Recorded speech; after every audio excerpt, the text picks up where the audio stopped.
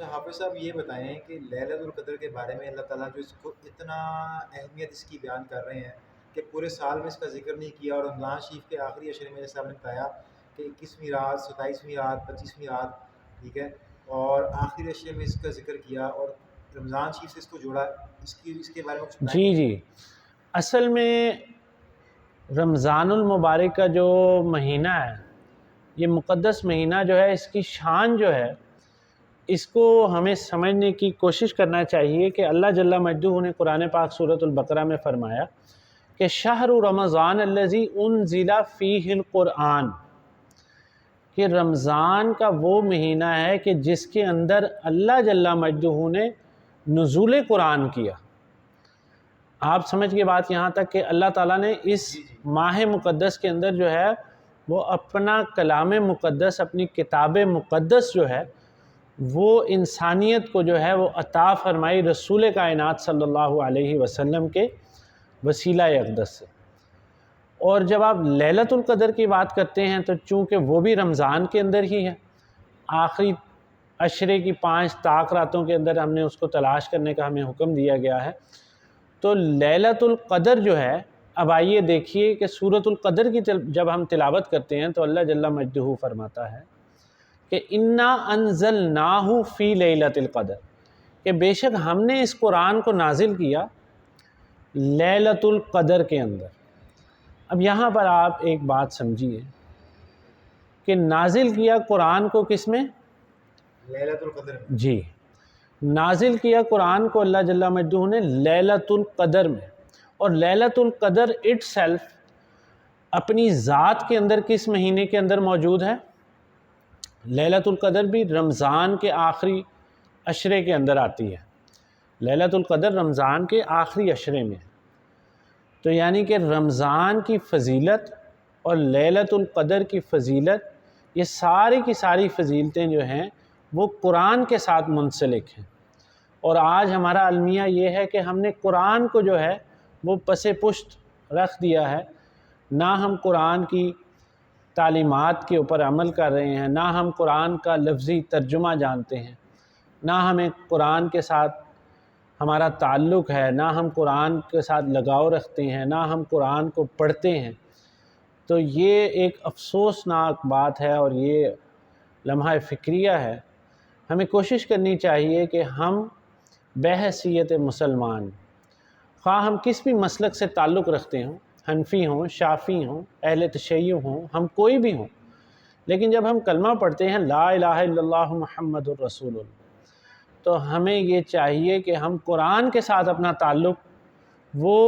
مضبوطی کے ساتھ اختیار کریں، تاکہ ہمیں پتہ چلے کہ اللہ تعالیٰ نے کتنے انعامات قرآن پاک کے اندر بیان فرمائے۔ اور چونکہ رمضان کے بارے میں اللہ تعالیٰ نے فرمایا کہ شہر رمضان الذی انزل فیہ القرآن، اب آئیے دیکھیے کہ یہاں پر اللہ تعالیٰ کیا فرما رہا ہے اپنے بندوں سے، سورۃ البقرہ، کہ رمضان کا وہ مہینہ ہے شہر رمضان الذی انزل فیہ القرآن، کہ جس کے اندر اللہ تعالیٰ نے قرآن کو جو ہے وہ نازل کیا۔ اور لیلۃ القدر میں کیا فرمایا کہ انا انزلناہ فی لیلۃ القدر، کہ لیلۃ القدر کی رات وہ ہے کہ جس کے اندر اللہ تعالیٰ نے قرآن کو نازل فرمایا۔ تو عظمت قرآن کے ساتھ ہی تعلق جڑا کس چیز کا؟ لیلۃ القدر کا، اور عظمت قرآن کے ساتھ ہی تعلق جڑ گیا پھر رمضان المبارک کے ماہ مقدس کا۔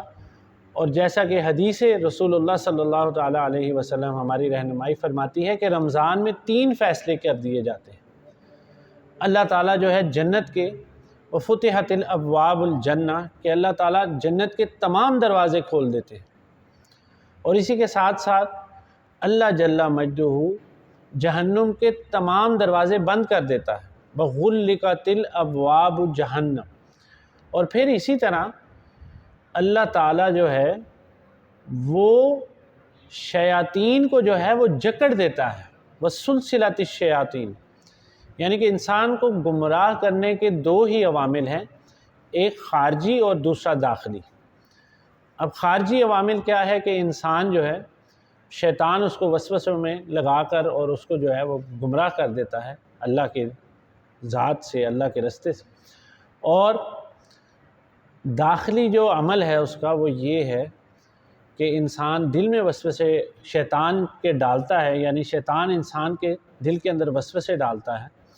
اور وہ پھر گمراہی کی طرف چلا جاتا ہے۔ تو وسلسلات الشیاطین کے اللہ تعالیٰ نے شیاطین کو بھی بند کر دیا۔ تو ماہ رمضان کے اندر ایک عام انسان کے لیے،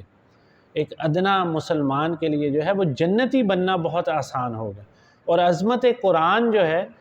اسی کا اگر ہم یہ کہیں کہ پہلو ہے یا اسی کا عکس ہے رمضان، اور اسی کا دوسرا تصویر کا دوسرا رخ ہے، کیا ہے کہ لیلۃ القدر ہے۔ تو یہ کہنا بھی شاید مبالغہ نہ ہوگا کہ آپ یہ دیکھیے کہ قرآن شہر رمضان الذی انزل فیہ القرآن، اور قرآن کو پھر اللہ تعالیٰ نے کس چیز کا ذریعہ بنایا؟ انزل فیہ القرآن ھدی للناس، اللہ تعالیٰ نے تمام کی تمام انسانیت کے لیے قرآن کو جو ہے وہ ہدایت کا ذریعہ بنایا، ھدی للناس وبینات من الہدی والفرقان۔ اور قرآن ہی کی اللہ تعالیٰ نے ایسی شان بنائی کہ وہ واضح اللہ کی آیات جو ہے وہ بیان کرتا ہے، اللہ کے احکامات کو بیان کرتا ہے، اور وبینات من الہدی والفرقان، اور وہ حق اور باطل یعنی حق بات اور باطل بات کے اندر تفریق جو بتاتا ہے وہ قرآن ہے۔ وبینات من الہدی والفرقان فمن شہد منکم الشہر، دیکھیں پہلے اللہ تعالیٰ نے آیت میں عظمت قرآن بیان کی، اور اس کے بعد آیت کے باقی حصے میں بتایا کہ فمن شہد، پس اب تم میں سے جو کوئی بھی اس مہینے کو پالے اپنی زندگی کے اندر۔ تو جیسے میں نے پہلے بات کے شروع میں کہا کہ رمضان المبارک 2022 کا جس میں ہم آج موجود ہیں، یہ ہمارا نصیب ہے کہ اللہ تعالیٰ نے ہمیں موقع دیا کہ رمضان ہماری زندگیوں میں ایک مہمان کی طرح آیا، ہمیں چاہیے کہ ہم اس کی قدر کریں۔ اب آگے دیکھیے آیت میں اللہ تعالیٰ نے کیا فرمایا کہ فمن شہد منکم الشہر، تم میں سے جو کوئی اس کو پالے تو اس کو چاہیے یہ کہ وہ روزے رکھے۔ منکم الشہر فلیصم ومن کان مریضا او علی سفر، اور پھر جس کو بیماری لاحق ہو جائے یا وہ سفر پر اس کو جانا پڑ جائے تو وہ فعدۃ من ایام اخر، وہ ان اپنی گنتی کے جو روزے اس سے چھوٹ جائیں گے، ترک ہو جائیں گے، فعدۃ من ایام اخر، ان روزوں کو دہرائے، ان روزوں کو لٹائے، ان کی قضا کرے ادا، یعنی کہ رمضان کے بعد۔ اور پھر اس کے آگے اللہ تعالیٰ نے کیا فرمایا؟ فعدۃ من ایام اخر وَلِتُكْمِلُوا الْعِدَّةَ وَلِتُكَبِّرُوا اللَّهَ عَلَى مَا هَدَاكُمْ وَلَعَلَّكُمْ تَشْكُرُونَ، کہ آپ اس